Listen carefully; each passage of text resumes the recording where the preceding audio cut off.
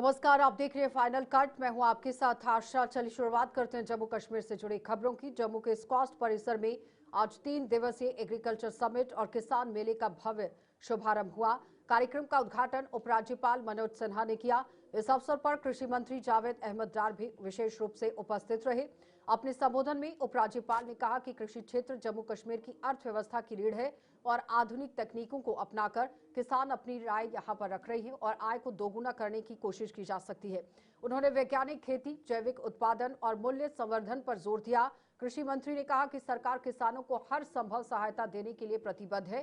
3 दिनों तक चलने वाले इस मेले में यहां उन्नत बीज कृषि यंत्रों और नई तकनीकों की प्रदर्शनी लगाई गई, जिससे किसानों को लाभ मिलेगा। 20वां लागत आंकड़े प्रमुख फसलों की प्रति हेक्टेयर तथा प्रति क्विंटल के आर्थिक सशक्तिकरण में महत्वपूर्ण योगदान। IIT Mandi, Indian Institute of Mandi से जो हमारी टीम दूसरी है वो आई है। इनको भी गुजारिश करूंगा कि तथा कृषि आधारित उद्योगों को एक साझा मंच प्रदान करेगा ताकि एक्सपर्ट्स के विचार, कृषि विशेषज्ञों के विचार, किसानों के अनुभव और इनोवेशन का सार्थक आदान प्रदान हो सके और नई तकनीकों और आधुनिक कृषि पद्धतियों को खेती तक कैसे पहुंचाया जाए, इस संकल्प को साकार करने में हमें मदद मिल सके। आजकल पूरे दुनिया में कृषि क्षेत्र में एआई आधारित स्मार्ट तकनीकों, आंकड़ों पर आधारित डिसीजन मेकिंग सिस्टम, सटीक कृषि यानी प्रेसिजन एग्रीकल्चर, क्लाइमेट रेजिलिएंट खेती तथा डिजिटल इनोवेशन की चर्चा बहुत हो रही है और उनके अधिक से अधिक इस्तेमाल पर बल भी दिया जाए, इसका प्रयत्न हो रहा है। मैं समझता हूं कि एआई सक्षम उन्नत कृषि पर केंद्रित शिखर सम्मेलन न केवल जम्मू कश्मीर के प्रोग्रेसिव किसान भाई बहनों के क्षमता का निर्माण प्रशस्त करेगा, बल्कि कृषि अनुसंधान से जुड़े इनोवेटर्स और एंटरप्रेन्योर्स के लिए अवसरों के नए दरवाजे भी खोलेगा। मुझे बताया गया है कि इस काल जम्मू के इस 3 दिवसीय आयोजन में उन्नत फसल किस्मों, आधुनिक कृषि यंत्रों, जैविक एवं प्राकृतिक खेती, एंटरप्रेन्योरशिप, स्टार्टअप, वैल्यू एडिशन और बाजार से जुड़ाव जैसे महत्वपूर्ण विषयों पर भी एक्सपर्ट्स के द्वारा राय दी जाएगी। विशेष सत्र आयोजित। तो जम्मू पठानकोट राष्ट्रीय राजमार्ग पर आज एक दर्दनाक हादसे में महिला की जान चली गई। जानकारी के अनुसार स्कूटी पर सवार दंपति कठुआ से वापस लौट रहे थे और इसी दौरान तेज रफ्तार ट्रक ने उनकी यहां स्कूटी को जोरदार टक्कर मार दी है और टक्कर इतनी भीषण थी कि स्कूटी पर सवार महिला सुषमा देवी की मौके पर ही मौत हो गई, जबकि उनके पति को हल्की चोटें आई हैं। हादसे के बाद मौके पर अफरा तफरी मच गई। स्थानीय लोगों ने तुरंत पुलिस को सूचना दी। पुलिस टीम ने घटनास्थल पर पहुंचकर शव को कब्जे में लिया और पोस्टमार्टम के लिए अस्पताल भिजवाया। पुलिस ने ट्रक चालक को गिरफ्तार कर लिया है और उसके खिलाफ संबंधित धाराओं के तहत मामला दर्ज कर आगे की जांच शुरू कर दी है।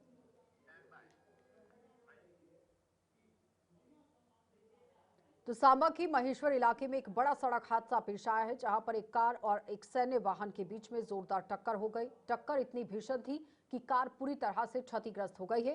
हादसे के समय कार में सवार 2 से 3 लोग मौजूद थे, जिन्हें मामूली चोटें आई हैं। घायलों को तुरंत उपचार के लिए जिला अस्पताल सांबा पहुंचाया गया, जहां उनका इलाज जारी है। प्रियदर्शी यानी कि चश्मदीदों के अनुसार टक्कर अचानक हुई, जिससे मौके पर अफरा तफरी मच गई और सूचना मिलते ही सांबा पुलिस घटनास्थल पर पहुंची। हालात का जायजा लिया गया। पुलिस ने मामला दर्ज कर जांच शुरू कर दी है और हादसे के कारणों का पता लगाया जा रहा है।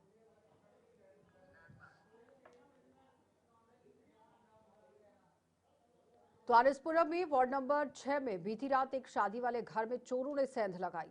लाखों का माल यहां पर वो ले गए हैं। ये घटना आशु गुप्ता के घर पर हुई है, जो अपनी बेटी की शादी में शामिल होने के लिए जम्मू गए हुए थे और सुबह जब परिवार घर वापस लौटा तो देखा कि घर का सारा सामान बिखरा हुआ है और कुछ टूटा हुआ था। आशु गुप्ता ने तुरंत इसकी जानकारी आरएसपुरा पुलिस को दी। मौके पर पहुंची पुलिस ने घटनास्थल का निरीक्षण किया और एफएसएल टीम के साथ मिलकर चोरी की जांच शुरू कर दी। स्थानीय लोग भी इस चोरी से सख्ते में आ गए हैं और पुलिस से जल्द कार्रवाई की उम्मीद कर रहे हैं। सब कुछ अलमारी तोड़ी खड़ी थी। कुछ सुनिया मैं कि मैं सोचा कोई क्लेश हो गया इंदा कोई आपस च बच्चे दा ते मैं कहूं मी खबर सुना रहा जिन चे दिवे जा आका ओ चित्ते मैं आशू महाजन वार्ड नंबर 6 आरसपुरा। मेरी बेटी की शादी थी कल, हम सभी उधर ही गए थे सिटी में। आज सुबह आए हैं, घर पे चोरी हो गई थी। दरवाजे लाख टूटा हुआ है, अलमारी सारी तोड़ दी है उन्होंने। जो भी सोना गहना अंदर पड़ा, कैश पड़ा था, सारा कुछ ले गए। उधर से शादी शुदी खत्म करके आए, डोली डोली बेच गए। इधर आए तो आगे सारा। पूर्व एमएलसी और पीडीपी के सीनियर नेता फिरदौस टाक ने नेशनल कॉन्फ्रेंस की अगुवाई वाली सरकार पर भाजपा के इशारों पर चलने का आरोप लगा दिया। उनका कहना है कि विधानसभा में पेश किया गया स्टेट सिविल कोड बिल को वो भाजपा के इशारे पर लाया गया है। और यहाँ पर आप देखिए, जो ये एक्ट जम्मू कश्मीर के ही विशेष दर्जे का एक हिस्सा था और इस बिल से वो भी खत्म हो जाएगा। आज Jammu Kashmir state legislative assembly में रियासती सरकार की तरफ से एक बिल पेश किया गया है, जिसमें जो हमारी जम्मू कश्मीर सिविल कोर्ट्स हैं, जिन्हें मुंसिफ कोर्ट या सब जज कोर्ट के नाम से जाना जाता है, उनका नाम चेंज करने के लिए एक अमेंडमेंट बिल पेश किया गया है और उसे उन कोर्ट्स का नाम चेंज करके civil court junior division, civil court senior division करके किया जा रहा है। जैसे कि पूरे मुल्क में बाकी रियासतों में भी जितनी भी सिविल कोर्ट्स हैं, उन्हें पहले ही जूनियर डिवीज़न और सीनियर डिवीज़न के नाम से जाना जाता है। लेकिन जम्मू कश्मीर वाहिद एक ऐसी रियासत थी जो अब यूनियन टेरिटरी बन चुकी है, जो 370 की वजह से जो है यहाँ की कोर्ट्स का भी अपना नॉमेनक्लेचर था। मुंसिफ कोर्ट के नाम से जाना जाता था या सब जज कोर्ट के नाम से जाना जाता है। नाम चेंज करने से कोर्ट की फंक्शनिंग में कोई फ़र्क नहीं पड़ना है, लेकिन ये जो एक कदम है उमर अब्दुल्ला साहब की सरकार का, वो इस बात की अक्कासी करता है कि आज भारतीय जनता पार्टी का जो स्पेशल स्टेटस जम्मू कश्मीर में ख़त्म करने का काम था, उसकी जो बची खुची कसर है वो उमर अब्दुल्ला साहब पूरी कर रहे हैं। जो 370 के लास्ट रिमेन्स, कुछ शेडोज़, कुछ फुटप्रिंट्स जम्मू कश्मीर में रह गए थे। कोर्ट्स का नाम थोड़ा डिफरेंट था। ये एक पहचान थी कि जम्मू कश्मीर जो है कभी एक स्पेशल स्टेट रहा करती थी, कभी एक ऐसी स्टेट थी जिसकी एक अपनी एक कॉन्स्टिट्यूशन आइडेंटिटी थी। उस जो बची खुची भारतीय जनता पार्टी का जो काम है वो आज उमर अब्दुल्ला साहब पूरा कर रहे हैं। और ये बात साफ है कि आज नेशनल कॉन्फ्रेंस और भारतीय जनता पार्टी में अब कोई ज्यादा। तो Jammu Kashmir medical employees federation ने सरकार के एक हालिया आदेश पर विरोध जताया है। फेडरेशन ने जम्मू में आयोजित प्रेस कॉन्फ्रेंस में बताया कि वर्तमान समय में अस्पतालों में स्टाफ की भारी कमी है और ये आदेश लागू होने से स्वास्थ्य सेवाओं पर गंभीर असर पड़ेगा। उन्होंने कहा कि सरकार को तुरंत इस आदेश को वापस लेना चाहिए। अगर ऐसा नहीं हुआ तो फेडरेशन सख्त कदम उठाने के लिए मजबूर हो जाएगी और फेडरेशन ने चेतावनी दी है कि आदेश को निरस्त न किए जाने पर आंदोलन का रास्ता अपनाया जाएगा। स्वास्थ्य सेवाओं की सुचारू व्यवस्था और मरीजों को परेशानी से बचाने के लिए फेडरेशन ने अधिकारियों से तत्काल हस्तक्षेप की मांग की। तो हम ये अपील करते हैं गवर्नमेंट से कि इस ऑर्डर को फौरी रिवोक किया जाए, क्योंकि जो हमारे ऑलरेडी जो है हॉस्पिटल जो है they are running short of staff. हम जो है 30% जो हमारी जो वैकेंसीज हैं वो वैकेंट हैं, तो हमारा ओवरलोडेड है और इससे जो है और पेशेंट के जो केयर में फर्क पड़ेगा, क्योंकि हमारे जो लैब असिस्टेंट हैं और ड्राइवर हैं, एमटीएस हैं, वो दिन रात काम करते हैं, छुट्टी वाले दिन भी काम करते हैं, संडे को भी करते हैं, गेस्ट को भी करते हैं। तो वो उसी ये जो हमें 2.5 दिन की सैलरी जो उनको मिल रही है, अगर ये सैलरी स्टॉप करेंगे हम प्रोटेस्ट करेंगे, जिसमें हमने बता दिया कल से हम ब्लैक बैचेस बांध के पूरे जम्मू कश्मीर में हर हॉस्पिटल्स में हम जो है प्रोटेस्ट काम करेंगे। और 20 तारीख तक अगर गवर्नमेंट ने इस ऑर्डर को रिवोक नहीं किया तो 20th को, आने वाली 20th को हम 2 घंटे की काम छोड़ो हड़ताल पे जाएंगे। उसमें हमने इमरजेंसी जो सर्विसेज हैं उनको एग्जेम्प्ट किया है, इमरजेंसी जो सर्विसेज चलती रहेंगी। अगर फिर भी अगर गवर्नमेंट ने रिवोक नहीं किया, अगले दिनों में हम और जो है अच्छा जो है कड़ा रुख अपनाएंगे। उसकी साथ स्वर्गीय पंडित दीनदयाल उपाध्याय की पुण्यतिथि के उपलक्ष्य पर भारतीय जनता पार्टी द्वारा उन्हें भावनीय श्रद्धांजलि अर्पित की जा रही है। उनकी पुण्यतिथि को भाजपा समर्पण दिवस के रूप में मनाया जा रहा है। भाजपा के जम्मू कार्यालय में आयोजित कार्यक्रम में पार्टी के यहां वरिष्ठ नेताओं और कार्यकर्ताओं ने उन्हें अपने श्रद्धा सुमन अर्पित किए। इस दौरान नेताओं ने पंडित दीनदयाल उपाध्याय को पुष्पांजलि अर्पित कर उनके विचारों को याद किया। भाजपा नेताओं ने उनके आदर्शों पर चलने और संगठन को मजबूत बनाने का भी संकल्प दोहराया। टूट भी जाता है। पंडित दीनदयाल उपाध्याय जी भारतीय जनता पार्टी के एक विचारक जनसंघ के रहे, एक महामंत्री रहे, जनसंघ के अध्यक्ष रहे। पंडित दीनदयाल उपाध्याय जी जिन्होंने पूरी दुनिया को, देश को एकात्म मानववाद का एक मंत्र दिया था, एक सोच दी थी। उन्होंने कहा था कि योजना और विकास का लाभ जब तक कतार में खड़े अंतिम व्यक्ति को नहीं मिलता तब तक उस देश का भला नहीं हो सकता। इस तरह के विचारक वो थे। आज उनकी पुण्यतिथि थी, पूरे देश में मनाई जा रही है। इसी तरह भारतीय जनता पार्टी कार्यालय में भी उनकी पुण्यतिथि मनाई गई। आज प्रोग्राम रखा गया, इसमें डॉक्टर निर्मल सिंह जी मुख्य वक्ता थे और इस प्रोग्राम के ऑर्गेनाइजर हमारे प्रेम गुप्ता जी थे। पूरी टीम ने उन्होंने यहाँ काम किया है। सभी कार्यकर्ता भारतीय जनता पार्टी के सीनियर लीडर आए हैं और उन्होंने आके पंडित दीनदयाल उपाध्याय की पुण्यतिथि के अवसर पर भाजपा के जोड़िया मंडल द्वारा श्रद्धांजलि कार्यक्रम आयोजित किया गया। कार्यक्रम में किसान सलाहकार बोर्ड के पूर्व वाइस चेयरमैन दलजीत सिंह मुख्य वक्ता के रूप में उपस्थित रहे। उन्होंने पंडित दीनदयाल उपाध्याय के विचारों और उनकी एकात्म मानववाद और ये मानववाद के सिद्धांत पर विस्तार से प्रकाश डाला। इस अवसर पर पार्टी पदाधिकारियों और कार्यकर्ताओं ने दिवंगत नेता को पुष्पांजलि अर्पित कर उनके बताए हुए मार्ग पर चलने का संकल्प लिया। वक्ताओं ने कहा कि पंडित दीनदयाल उपाध्याय का जीवन राष्ट्र सेवा और समाज की अंतिम व्यक्ति के उत्थान के लिए समर्पित रहा। कार्यक्रम में बड़ी संख्या में भाजपा कार्यकर्ता मौजूद रहे और उनके आदर्शों को अपनाने का आह्वान किया गया। आज मंडल जोड़िया में पंडित दीनदयाल उपाध्याय जी की पुण्यतिथि के उपलक्ष्य में समर्पण दिवस का कार्यक्रम आयोजित किया गया। इस कार्यक्रम में भारतीय जनसंघ के संस्थापक, राष्ट्रवादी और एक अच्छे संगठनकर्ता आदरणीय पंडित दीनदयाल उपाध्याय जी के सिद्धांतों एवं उनकी जीवनी के ऊपर वक्तव्य रखा गया। आज के इस कार्यक्रम के मुख्य वक्ता पूर्व में किसान एडवाइजरी बोर्ड के उपाध्यक्ष आदरणीय दलजीत सिंह जी मुख्य रूप से उपस्थित थे। इन्हीं के साथ साथ भारतीय जनता पार्टी के ज्येष्ठ श्रेष्ठ कार्यकर्ता, वरिष्ठ कार्यकर्ता, शक्ति केंद्र प्रमुख एवं बूथ अध्यक्ष जो इस कार्यक्रम में उपस्थित थे।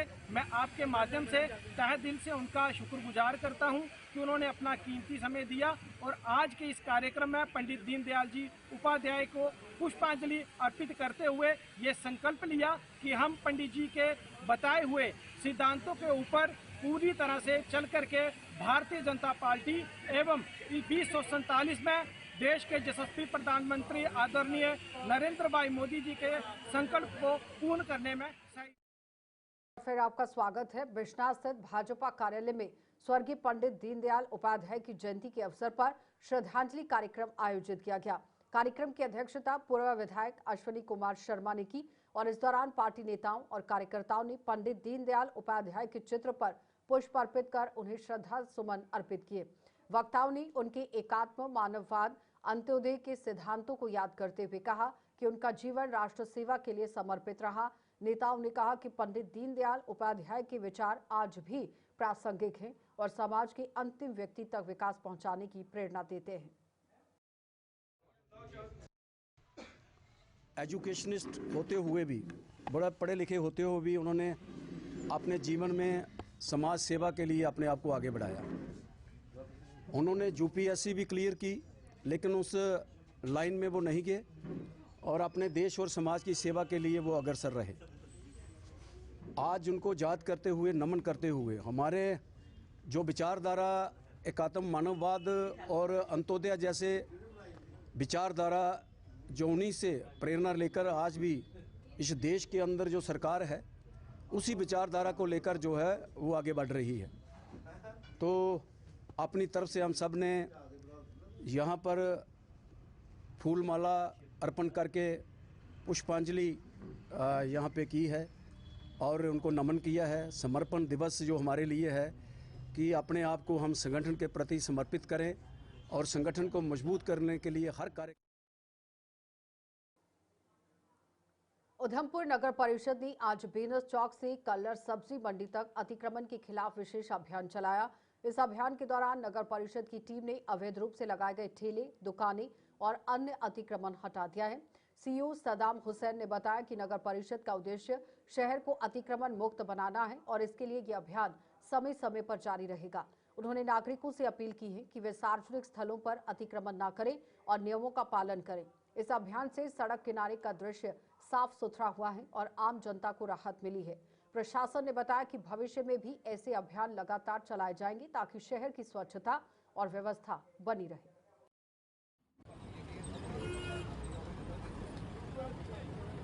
आप देख रहे होंगे कि काफ़ी दिन पहले हम अनाउंसमेंट भी कर रहे थे इसके रिगार्डिंग, तो उसी के संदर्भ में हमने शुरू की थी वीनस चौक से। वहाँ पे भी आपने देखा होगा कि काफ़ी ज़्यादा दुकानदारों ने ऑलमोस्ट पूरा हाईवे ही वहाँ पे कवर किया हुआ था। तो वहाँ से स्टार्ट करके अब हम यहाँ तक आए हैं, क्योंकि यहाँ भी शाम को कुछ लोग जो हैं बिल्कुल रोड के बीच में जाके रेडी लगाते हैं, जिस वजह से काफ़ी कंजेशन भी है और किसी एक्सीडेंट होने का खतरा भी बना हुआ है, क्योंकि काफ़ी ज़्यादा टर्न है। तो उसी के लिए ये छोटा सा पैच हमें यहाँ दिखा है जो थोड़ा सा साइड पे भी है। तो वही अब हम जो लोग यहाँ से थोड़े से डिस्प्लेस हुए हैं अगर, तो मेरी उनसे ये रिक्वेस्ट रहेगी कि ये छोटी सी स्पेस है, एक छोटी सी स्पेस यहाँ पे ऑक्यूपाई करके जो 2-4 लोग अगर आप इस वाले पोर्शन में एडजस्ट हो सकते हैं तो आप लोग यहाँ एडजस्ट हो जाइए। उस वाले पोर्शन को छोड़ दीजिए, क्योंकि वो शाम के टाइम पे एक एक्सीडेंट का कारण बन सकता है फ्यूचर में, उसी लिए ये ड्राइव की गई है। देखिए, हमारे पास एक रेशो जो होना चाहिए वो ऑलरेडी सैचुरेटेड है। हम ऑलरेडी उस एक रेशो पे पहुँच चुके हैं जितने हम लाइसेंस दे सकते हैं। ठीक है, अब new licence already existing licence holders की वजह से अगर आप देखेंगे तो बहुत ज़्यादा क्राइसिस है। उसके बाद कुछ लोग ऐसे हैं जो विदाउट लाइसेंस भी ऑपरेट करते हैं, उसकी वजह से ऑलरेडी एक बहुत ज़्यादा क्राइसिस है। बट जिस तरह आपकी साइड से सजेशन है, we will definitely look into it कि हम इसमें क्या कर सकते हैं। क्या मैसेज रहेगा जितने भी लोग, क्योंकि आज आप कार्रवाई कर रहे हैं, कल दोबारा से वैसे ही देखने को मिलेगा। वही लोगों से हमें कोऑपरेशन इसीलिए चाहिए कि आप लोग हमारा साथ दें इस शहर को साफ़ रखने में, इस शहर की कंजेशन को ख़त्म करने में। आप ऑपरेट कीजिए, मैंने पहले भी कहा था, but not at that cost कि अब आप रोड के बीच में लगे। सुरनकोट की बरहोट लोअर लेफ्ट पंचायत की खस्ता हालत को लेकर स्थानीय लोगों में गहरा रोष देखने को मिल रहा है। पंचायत भवन की स्थिति बेहद जर्जर हो चुकी है। बारिश के दौरान छत से पानी टपकता है, जिससे आम जनता और पंचायत स्टाफ को भारी दिक्कतों का सामना करना पड़ रहा है। लोगों का कहना है कि इस समस्या के बारे में कई बार संबंधित अधिकारियों को अवगत कराया गया है, लेकिन अभी तक कोई ठोस कदम नहीं उठाया गया। ग्रामीणों ने यह भी आरोप लगाया है कि पंचायत भवन के लिए जमीन देने वाले मालिक को नौकरी देने का वादा किया गया था, जो आज तक पूरा नहीं हुआ। स्थानीय निवासियों ने प्रशासन से मांग की है कि जल्द से जल्द भवन की मरम्मत कराई जाए ताकि जमीन मालिक से किया हुआ वादा पूरा किया जाए। 1 2 3 1 2 3 1 2 3। जनाब, मेरा नाम है हाजी मोहम्मद सदीक। हम यहाँ लोअर लेफ्ट मरोड के अंदर आते हैं। जो ये लोअर लेफ्ट पंचायत है जो हमारी, ये इसके अंदर 2002 में जो यह बनाई थी, और यह इसके बाद इसमें कोई आए नहीं है आज तक। हमारे जब हमने ये ज़मीन दिया था वो डोनेट किया था हमारे वालिद साहब ने, वो वफात पा गए। तो उन्होंने ये जब हमको ये अश्योर दिया था कि जब ये पंचायत बन रही थी कि हम एक आदमी जो है वो यहाँ नौकर लेंगे। हम गरीब आदमी है, पेशे मजदूर आदमी है, लिहाजा इनने हमारे साथ इंसाफ कुछ नहीं किया आज तक, और ना पंचायतगार ये ठीक किया। ये बुरी हालत है इस पंचायत की। देख, बिल्डिंग जो अंदर से जब पानी बरसात होती है, जितना पानी होता है वो सब अंदर जाए, जितना ये टीन है सब टूटा हुआ है, और बाद दीवार आप देख सकते हैं कैमरे से कि कितने क्या हालात है, आप खुद देख सकते हैं। लिहाजा यही हम गुजारिश करते हैं कि आला हुकूमत से इसका हमारे को नौकरी देना चाहिए और पंचायतगार को नया बनाना चाहिए। हमारी ये पब्लिक की बड़े अरसे से ये डिमांड रही है कि ये पंचायतगार जिसकी कंडीशन वर्स्ट बैड कंडीशन है, जहाँ इंसानों की ग्राम सभा नहीं हो सकती, बल्कि बैठने की बिल्कुल भी जगह नहीं है। ये टीन का छत है, ये बिल्कुल टूटा हुआ है। जब ये आप देख रहे हैं, ये लोअर लेफ्ट मरोट है, ये मरोट विलेज में पड़ता है और नायब तहसीलदार मरोट है, और ये ब्लॉक सुरनकोट में है। यहाँ 2-4 गांव यहाँ इसी के साथ लगते हैं, जैसे सांगला आ गया, कलर कटल आ गया, मरोट आ गया, और मरोट की 5 पंचायत है। ये मरोट की फर्स्ट पंचायत है। जब आप दुनक से इधर मूव होंगे तो पहली पंचायत यही है। इसकी एरिया की ये है कि ये एरिया बहुत अच्छा है, यहाँ नेचुरली बहुत अच्छी है, एटमॉस्फेयर ये अच्छा है, लेकिन गवर्नमेंट का कोई भी काम यहाँ दिख नहीं है। जो वादे हैं वो खोखले नजर आ रहे हैं। वो ऑफिस पे भी होंगे, उनके ऑफिस दफातर में। ग्राउंड लेवल पे यहाँ पंचायत की एक सबसे पहले पब्लिक रिप्रेजेंटेटिव के लिए पंचायत घर अच्छा होना जरूरी है। अगर हम ये डिमांड करते हैं हायर अथॉरिटी से, जो कमिश्नर सेक्रेटरी हैं रूरल डेवलपमेंट के, या जो डिप्टी कमिश्नर हैं, या जो भी महकमा इसको देख रहा है कि इस बिल्डिंग को रिकंस्ट्रक्शन किया जाए, नई बिल्डिंग दी जाए, और जो लैंड ओनर है वो एक गरीब तबके से हैं और गरीब आदमी है, उनको एम्प्लॉय किया जाए। रज़ाक लोअर लेफ्ट मरोड़ से बोल रहा हूँ। मेरा ये काम है, जो पंचायत लोअर लेफ्ट मरोड़ की ये बुरी कंडीशन है। जब इसमें ग्राम सभा होती है तो जो पानी बरसात का होता है सारा का सारा अंदर आ जाता है। चलिए, फाइनल कट में इतना ही। इजाजत दीजिए, नमस्कार।